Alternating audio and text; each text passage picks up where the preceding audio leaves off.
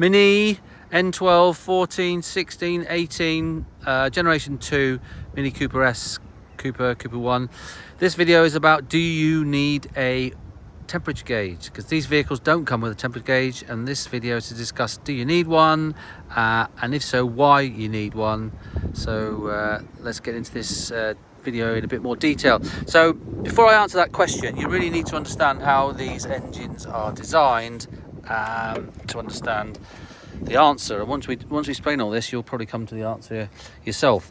Okay, so this is the N14 engine, which is a turbocharged engine. The later one was the N18. The non-turboed is the N12, and the later was the N16. All in the second generation Mini, all based on the same basic engine. So this was a new engine designed, and they didn't put an temperature gauge on it, and I'll explain that why they didn't. I think why they didn't do that later in the video. But the first thing to understand is how the cooling system works on here. And very briefly, they try to be very clever. So it's got a sort of intelligent cooling system, in the sense that the ECU controls the thermostat, and the temperature can swing around. So there's the first clue, is that the temperature isn't always the same.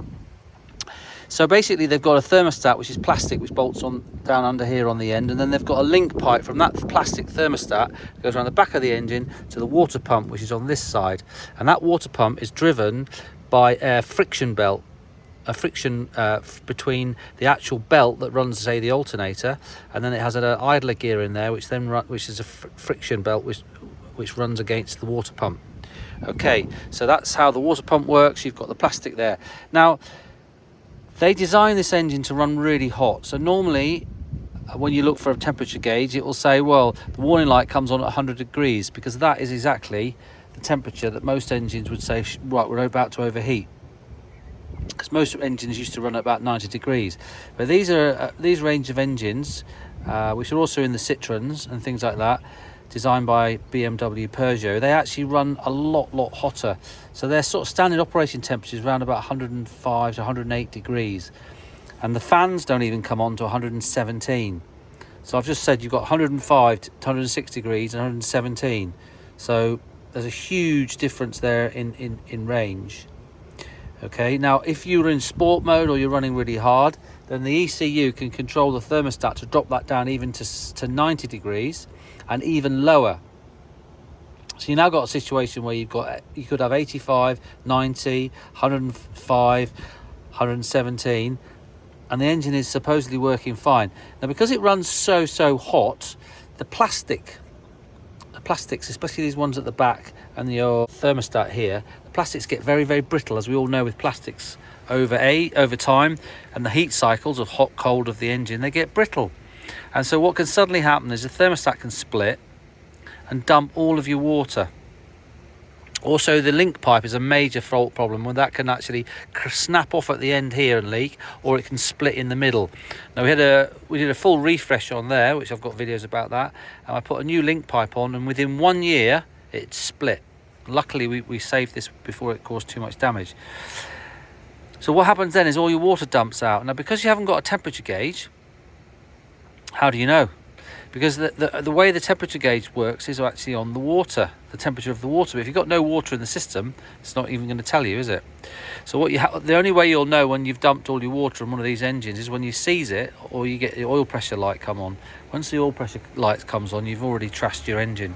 I think you can get towards where I'm getting to on this. So it's absolutely imperative to put a temperature gauge on one of these Minis, because that's the only way you're going to know if you've dumped your water. Ironically, because the temperature gauge is not going to go up, it's going to go down, because obviously if you've got no water in your system, the temperature will go down, because there's no water temperature to measure, even though the engine is about to cook itself and seize, and you'll warp your head and everything. So you install a temperature gauge in one of these Minis because you want to see when the temperature suddenly drops down, because that's telling you you've dumped your water. Obviously, when I say down, that will be below, say, 80 degrees. So I think you might be able to understand now, with my clues about all these different temperatures, why they didn't put a temperature gauge on here as standard. Because if they put a temperature gauge on as standard, the engine's going to warm up, it's going to get to about 100, 105, 106, and you're going to be thinking, okay, that's all right.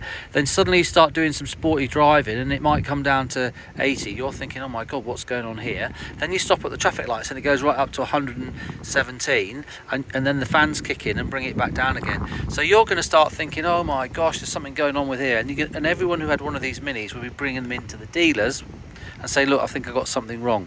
So I think that's why they didn't put a temperature gauge in at all, which I think is criminal, because you know, loads of people have blown their engines up because they've lost the water because of the plastic cracking. That's it. You cooked your engine, you need a new head. You need to take a new head, sort all that out. Once these heads get hot, they crack normally, and then you just need a completely new cylinder head, and all the rebuild costs on that. So that is why you need a temperature gauge, ironically, to know when the water's dumped out, in which case the temperature will drop.